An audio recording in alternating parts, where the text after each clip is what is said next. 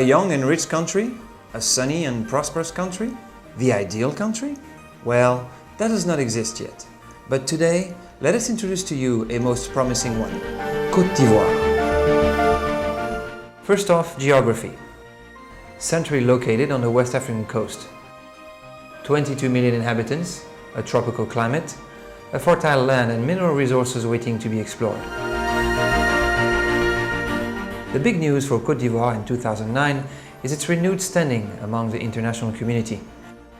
Having completed several missions, analysts from the IMF and other international backers issued a no-compromise yet rather positive diagnostic of the Ivorian economy early in 2009. This was sufficient for development partners to resume their assistance. The common goal is to start Côte d'Ivoire's engine again, as this market is key for the whole of West Africa. Côte d'Ivoire remains at an acceptable level. No fundamental issues with regard to electricity or water supply, at least in big urban centers. Côte d'Ivoire has an immense infrastructure network. Even if it has not been maintained these last 10 years, it remains quite good compared to other countries. Financing from the European Commission since 2003 reaches about 50 million euros. Soon, we hope those non-refundable grants will be strengthened by long-term loans from the European Investment Bank. Despite the 10 troubled years, the economy has rather stood its ground. The fertile land is methodically worked to ensure food self-sufficiency. Additionally, the large and small-scale palm oil, coconut, cocoa, sugarcane, coffee and tropical fruit farms produce an amazing variety of goods ready to be transformed. Oil is mined through 5 offshore platforms with a yearly production of 20 million barrels, somewhat modest amount, but large reserves remain to be tapped in deep waters. Some 20 international groups are already showing much interest for this opportunity. While sometimes rare in other parts of Africa, electrical power is produced through dams, 33% of the total, and via thermal plants for the balance. Like other parts of the world today, Côte d'Ivoire could experience water shortages, but it remains amongst the least affected. The road network could be better maintained, but the moving of people and goods keeps growing. As for heavy infrastructure such as roads, ports and airports, they've held up nicely. Even better, the Abidjan harbour has become a benchmark in sub-Saharan Africa, thanks to heavy investment in equipment. Further west, the San Pedro harbour is also being upgraded. In sub-Saharan Africa, the Abidjan terminal is considered a benchmark by its main clients, namely Delmas and CGM, Merckx and MSC, with the highest productivity on the African coast. It was an adventure that started for Bolloré in March 2004, with large investments involved. So important in fact for the group that Bolloré went above and beyond its commitments and took only 4 years to do what was supposed to be done in 5 years.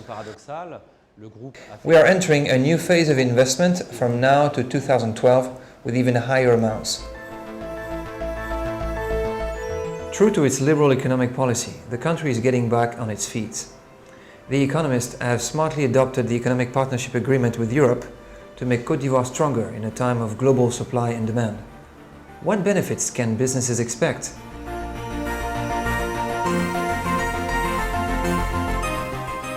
Agro-industry provides the most opportunities, with profitable export possibilities starting with ECOWAS markets. Côte d'Ivoire is the world's premier cocoa producer, with 950,000 tons a year. Yet only 20% of this amount is locally processed. As for coffee, only 10% is changed into instant coffee. On the palm oil front, a new national plan has been launched to double the current production level to 600,000 tons. This oil is exceptionally rich in vitamin A.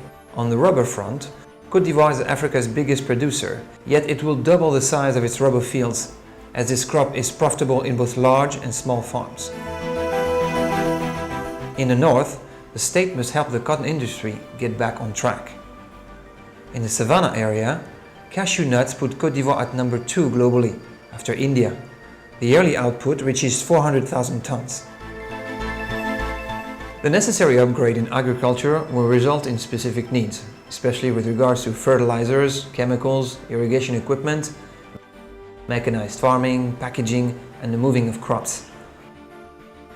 All those initiatives will create jobs and can be conducted in the countryside.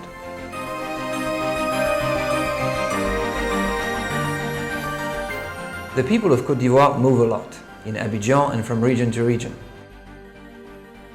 Buses and boats for urban transportation are assembled locally.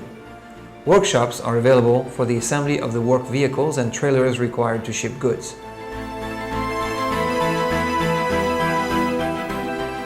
In heavier sectors, the extension of refining activities, the building of an oil pipeline and the completion of a new oil terminal will foster the growth of high-profit subcontracting industries with a regional scope.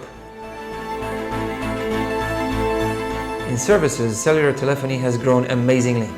Over 10 million users in 6 companies, and demand keeps growing. In banking and insurance, long a static sector, new names have appeared that belong to international concerns not previously operating in West Africa. This will no doubt translate into fierce competition for urban clients and businesses looking for high-performance services. C'est un paysage qui connaît de like all countries in sub-Saharan Africa, this market is experiencing big changes. Banks from other parts of the world are now entering French-speaking sub-Saharan Africa, and I'm talking here about banks from Morocco and Nigeria. Those like us, with a history in Côte d'Ivoire, face increased competition from those powerful and aggressive newcomers who are intent on changing the game.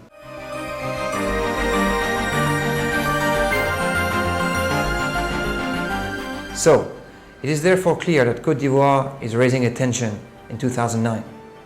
Pour la Côte d'Ivoire, le gouvernement français a souhaité que For Côte d'Ivoire, the French government asked AFD to open some credit lines to help international backers resume or continue their operations in this country.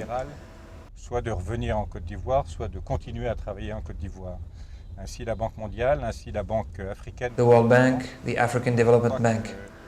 France is actively present to ensure financial institutions keep operating here and are able to finance the debt.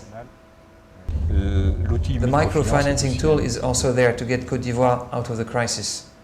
Les grosses infrastructures du secteur secondaire. And noticing that economic activity is heating up, that heavy infrastructure investors are coming back to Abidjan rather than anywhere else along the coast, well, all this should translate into a sunny future for Côte d'Ivoire. For years, the payment of interest related to the external debt has burdened public finances. La Banque mondiale est revenue, comme vous le savez, après une période d'absence de 4 ans. The World Bank is back after a 4-year interruption due to unpaid arrears that Côte d'Ivoire has now settled. La Côte d'Ivoire avait des arriérés à son niveau. The World Bank invests in key sectors such as infrastructure, education, and the fight against HIV/AIDS. And it also helps Côte d'Ivoire get its economy up and running again. All those massive needs mean that hundreds of works will start on the short and medium term. It is a sign of the time that some 30 companies, mostly Ivorian, are now trading at the 10-year-old regional stock exchange in Abidjan. As it comes out of troubled times, this nation can count on its brave and dynamic population. The workforce is abundant and the managers want to succeed. From the bottom to the top of the social ladder, there is a heavy demand for training at all levels. Operating aside public schools, private universities are growing, and the civil service itself is showing the way through special training available since 2008 to directors at the Ministry of Finance. The same is happening in the justice sector. Here, judges aim to regain public confidence by restructuring methods and empowering men and women capable of leading the charge. All in all, this nation is regaining its self-confidence and rediscovering its capacities. This year, the growth rate will reach 3.7%. Think of it as the engine of regional integration starting again. In 2009, Côte d'Ivoire keeps its eyes on the horizon. It stood its ground for a long time, and now it is moving ahead.